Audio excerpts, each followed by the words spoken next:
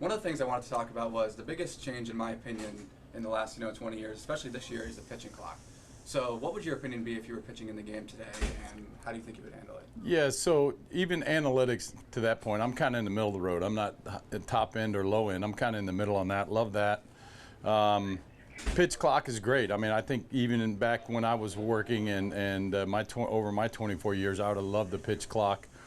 I worked pretty quick from the mound. I called about 90 to 95% of my game from the mound with my looks to my catcher. So my catchers over those 24 years were real important to me. They paid attention to detail, and we were able to get it done that way. All the changes are pretty good. I think you've seen the minor league guys adjust quicker than the guys that were in the big leagues. The thing that I always warn the pitchers about, whether they're a young pitcher or a veteran pitcher, is to be careful about turning into a power thrower instead of pitching. You kind of get the signal in your ear from your catcher, and you just grab the ball, and you really will throw it without a purpose or understand what you're trying to do to get a hitter out at that point in time, or maybe the second or third time you face that guy. So it's real important. The other thing I always tease everybody about, I tease them, but hopefully it'll change. I always said with all the changes in Major League Baseball, you need to when you hit a ball down the line, right field, left field line, and it hits the pole, they call it a foul pole. It's not a foul pole, it's a fair pole. So start referring to it as a fair pole, right? Everybody says it's a foul pole, it's not. So I always mess with the guys that way a little bit. But yeah, I like most of the changes. The games are a little bit quicker, and Casey that's here with me today, he just retired from the Blue Jays, and I encouraged him and my youngest sons with the Phillies they're allowed one timeout each at bat, and I encourage them to use that timeout when they can. Well, no more pesky pull for me, I guess. It's the pesky fair pull now you refer to it. Another thing behind the pitch clock was money. A lot of people say baseball is dead and whatever and stuff like that, but a lot of things we see is consolidation of power through money. You see Manny Machado, 10 years, $330 million, stuff like that, but also within teams. You see the Dodgers, who just seem to pick up everyone who comes off the market. And the AL Central. Every team in that division right now could be on top every team in the AL East, could be on top of the AL Central. Could you talk about how money has changed in the past couple of years and how it's affecting the game? Well, again, I have a lot of the older players to thank when I was coming up, because they moved the bar as far as the dollars that we're being able to play, to get paid. There's only 600 of us in the country that can do what we do at the highest level. But again, I really don't. When you're in trade deadlines coming up fast, and there's going to be some more, players moving teams as everybody positions themselves for a playoff run. Yeah, I mean, again, it has nothing to do with money why you win. You can't buy. I mean, look at the Mets. They have a massive payroll, and they just need some extra players. Again, when it comes down, it's just like anything. You probably heard it, and your viewers have probably heard it. But when it gets down to the playoffs, and you get mid-September, early October, and you get into the dance, and you have to win 11 games, it's all about pitching or defense. You have to have a couple big arms that can control and really the tempo of the game, and you have to have everybody that you have to have a really good team that gets along with one another when you're in that type of position. So the money's one thing. You can get these players, but you still have to go out and perform. Coming back to the money aspect and changing game, would you be surprised if I told you that MLB in-person attendance is set to break the record from back in 1998, in the year of the home run race? Yeah, so I think everybody enjoys going to the ballpark, getting their dog and beer, and getting ready to go and watch their favorite players, their favorite stars out there. For the All-Star game, I did a segment on Ohtani. Everybody's watching that. It seems like the Angels are gonna keep him. You just hope that somebody like Ohtani or Mike Trout can eventually get to the playoffs and experience postseason play. I think that's the most important thing. I think if you ask those guys, money aside, team aside, whatever, they desperately want to win and get to the playoffs and have a chance to win a World Series. You talked about Mike Trout and Ohtani. Are there any other guys that if they're playing, you turn on the TV?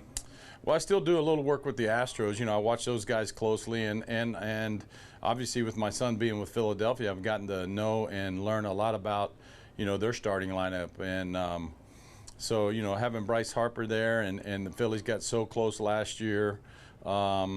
Red Sox are kind of on the bubble. Are they going to kind of reload for next year? Are they going to move some bodies? Who knows what's going to happen there? But there are some really interesting teams that really are going to have to make a decision in the next 3 days if they're going to go for it, or they're going to be buyers or sellers. So this is I guess for the fans, it's a fun time of year for them.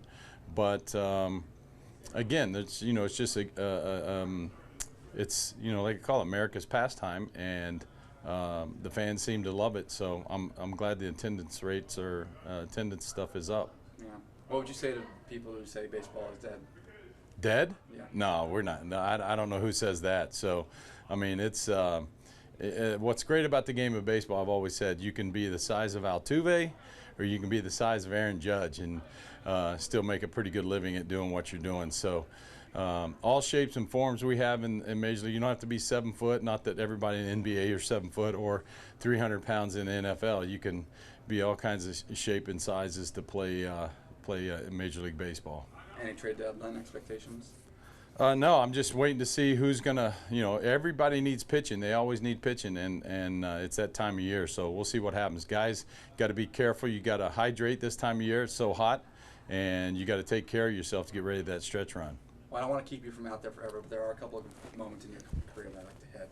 You were the starting pitcher for the Yankees, the first game back at Yankee Stadium after 9/11. That's right. Could you talk about that for a second? I know you've talked about it in podcasts and stuff before. Yeah, it's very moving. I mean, it's like I tell people, 24 years. I loved doing it. I did it to my fullest, the way I was brought up. I lost my pops when I was young, and my mother and grandmother raised me, and work was very important to them. So you see me out there behind the glove. I'm very serious about my work. But those 24 years pale to the question you just asked. I mean, I was supposed to go and pitch that night, going for my 20th win in New York City, and my buddy woke me up about 8 a.m. So we learned what was going on. Our world has changed since then. But what was really cool, General Myers, our 4-star general at the time, went to high school with my agents, and he asked me to go to the Middle East to see our men and women. And it was an experience of a lifetime. I saw, 14 to 16,000 of our men and women, people that protect us, protect somebody where I can go out to a center stage on a mound in front of 55,000 people and feel safe doing my work.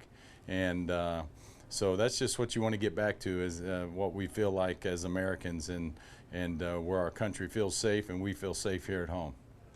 So talk to me about, you've played at some of the most iconic ballparks, obviously, over the years. You've played at Yankee Stadium for an extended period of time. You played at Fenway Park for an extended period of time.